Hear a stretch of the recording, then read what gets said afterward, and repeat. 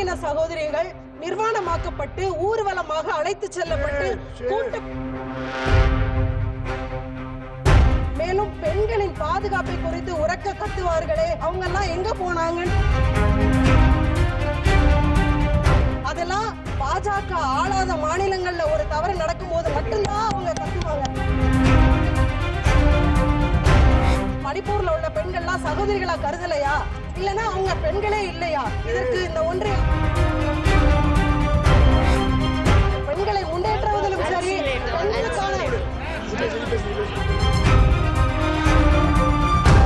திராவிட model ஆட்சி நாயகர் மாண்புமிகு முதலமைச்சர் அவர்கள் பெண்களின் வளர்ச்சிக்கு முத்தமிழறிஞர் டாக்டர் கலைஞர் அவர்கள் வழியில் தொடர்ச்சியாக செய்து கொண்டிருக்கிறார்கள்.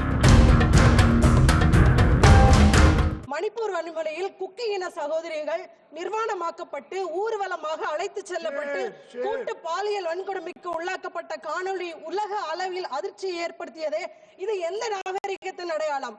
இதுதான் இரட்டை அஞ்சின் அரசின் செயல்திறனா? பேரவைத் தலைவர் அவர்களே, நேற்றைக்கு ஒன்றிய கல்வி அமைச்சர் அவர்கள் தமிழ்நாடு எம்பிக்களை பார்த்து நாகரிகமற்றவர்கள் என்று கூறினார்கள். இதுதான் உங்களது நாகரிகமா? நாகரிகத்தை பத்தி எங்களுக்கு கற்றுக் கொடுக்க வேண்டிய அவசியம் இல்லை என்று கருதுகிறேன். ஏனெனில் 4000 ஆண்டுகளுக்கு முன்னே உலகத்திற்கே நாகரிகத்தை கற்றுக் கொடுத்தவர்கள் தமிழர்கள். கடல் கடந்து சென்று வியாபாரம் செய்தவர்களும் தமிழர்கள் தான். யாதும் ஊரே யாவரும் கேளீர் என்ற சகோதரத்துவத்துடன் வாழ்ந்து கொண்டிருக்கிறவர்களும் தமிழர்கள் தான் என்பதை நான் இங்கு பெருமையுடன் கூறிக்கொள்ள விரும்புகிறேன். இரும்பு என்ற உலோகத்தை 5000 ஆண்டுகளுக்கு முன்பு முதலில் பயன்படுத்தியவர்கள் தமிழர்கள் தான் என்று ஆராய்ச்சி கூறுகிறது.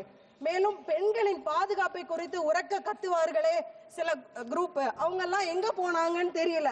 ஏன்னா பெண்களுக்கு பாதுகாப்பு இல்ல, பெண்களுக்கு எதிரான பாலியல் குற்றங்கள் அதிகரிச்சிருச்சு, பெண்கள் வெளியில நடமாட முடியல, இப்படி எல்லாம் கத்துவாங்க. அதெல்லாம் பாஜக ஆளாத மாநிலங்கள்ல ஒரு தவறு நடக்கும் போது மட்டும்தான் அவங்க கத்துவாங்க. மணிப்பூர் இந்தியால இல்லையா? இல்லனா மணிப்பூர்ல உள்ள பெண்கள்லாம் சகோதரிகளா கருதலையா? இல்லனா அவங்க பெண்களே இல்லையா? இதற்கு இந்த ஒன்றிய அரசு பதில் கூற வேண்டும் என்று கேட்டுக்கொள்கிறேன். மேலும் மணிப்பூரில் குக்கி சமூகத்தினர் மீதான வன்முறை என்பது ஊடுருவல், போதைப் பொருட்கள் கடத்தல் போன்ற காரணங்களால் நியாயப்படுத்தப்படுகிறது. ஊடுருவல் குறித்து மத்திய அரசு தீவிரமாக கவலைப்பட்டிருந்தால் மியான்மர் இந்தியா எல்லைகளை மூடியிருக்க வேண்டும். அங்கு ஊடுருவல்காரர்களை கண்டுபிடித்து நடவடிக்கை எடுத்திருக்க வேண்டும். ஆனால் மத்திய அரசு அதிலும் தோல்வியடைந்து விட்டது என்பதை சுட்டிக்காட்ட விரும்புகிறேன். பேரவைத் தலைவர் அவர்களே, ஒரு பானை சோற்றுக்கு ஒரு சோறு பதம் என்பார்கள் தமிழில். அதுபோல இந்த ஆளும் ஒன்றிய அரசின் நிர்வாக திறன் அற்ற தன்மையை இந்த மணிப்பூர் மாநிலத்தில் உள்ள கலவரம் ஒன்றை எடுத்து காட்டுகிறது. ஒரு மாநில முதலமைச்சர் ஒரு சிறிய மாநிலத்தின் கலவரத்தை கட்டுப்படுத்த முடியாமல் ராஜினாமா செய்கிறார். அங்கு குடியரசுத் தலைவர் ஆட்சி இப்போது நிலவு கொண்டிருக்கிறது. ஒரு சிறிய மாநிலத்தில் உள்ள வன்முறையை கட்டுப்படுத்தாத நீங்கள் இந்தியா முழுவதுக்கும் எப்படி பாதுகாப்பு அளிப்பீர்கள் என்பதை கேட்டுக்கொள்ள விரும்புகிறேன். நான் இப்போது மணிப்பூர் டிமாண்ட் ஃபார் கிராண்ட்ஸுக்கு வருகிறேன். கல்வித்துறைக்கு வெறும் 2.2% மட்டுமே அதிகரிக்கப்பட்டுள்ளது. இது இந்த சூழ்நிலையில் மிகவும் குறைவான தொகையாகும். சுகாதாரத்துறைக்கு வெறும் 0.2% மட்டுமே அதிகரிக்கப்பட்டுள்ளது. மருத்துவ வசதிகள் பின்தங்கிய நிலையில் உள்ள ஒரு மாநிலத்திற்கு. சுற்றுலாத்துறைக்கு 79.4% குறைப்பு செய்யப்பட்டுள்ளது. இது பொருளாதாரத்தில் பெரும் பாதிப்பை ஏற்படுத்தும். நிவாரணம் மற்றும் பேரிடர் மேலாண்மை துறைக்கு 17.7% குறைப்பு செய்யப்பட்டுள்ளது. தொழிலாளர் மற்றும் வேலைவாய்ப்பு துறைக்கு 23.8% குறைப்பு செய்யப்பட்டுள்ளது. இது வேலைவாய்ப்பு வளர்ச்சிக்கு பெரும் பாதிப்பை ஏற்படுத்தும். நுகர்வோர் விவகாரங்கள் உணவு மற்றும் பொது விநியோகத்துறைக்கு 29.8% குறைக்கப்பட்டுள்ளது. விவசாயத்துறைக்கு 5.1% குறைக்கப்பட்டுள்ளது. இது விவசாயிகளின் நிலைமையை மேலும் மோசமாக ஆக்கிவிடும். பாஜக அரசு கல்வி, சுகாதாரம் மற்றும் விவசாயம் போன்ற துறைகளுக்கு மிக குறைந்த நிதியை மட்டுமே ஒதுக்கியுள்ளது. இது மணிப்பூர் மக்களின் மீது அரசின் அலட்சியத்தை தெளிவாக காட்டுகிறது. சரி, இப்போது ஒன்றிய அரசின் திட்டங்களை பற்றி பார்ப்போம். சமக்ரா சிக்ஷா திட்டத்திற்கு 1.5% குறைத்திருக்கிறார்கள். ஓபிசி மாணவர்களுக்கான ஊக்கத்தொகை 22.9% குறைக்கப்பட்டுள்ளது. தேசிய உணவு பாதுகாப்பு திட்டத்திற்கு 23.7% குறைக்கப்பட்டுள்ளது. ஜல்ஜீவன் மிஷன் திட்டத்திற்கு 48.3% குறைக்கப்பட்டுள்ளது. நிர்பயா நிதியின் கீழ் பெண்கள் மீதான குற்றங்களுக்கு நகர கண்காணிப்பு திட்டத்திற்கு 45.5% குறைக்கப்பட்டுள்ளது.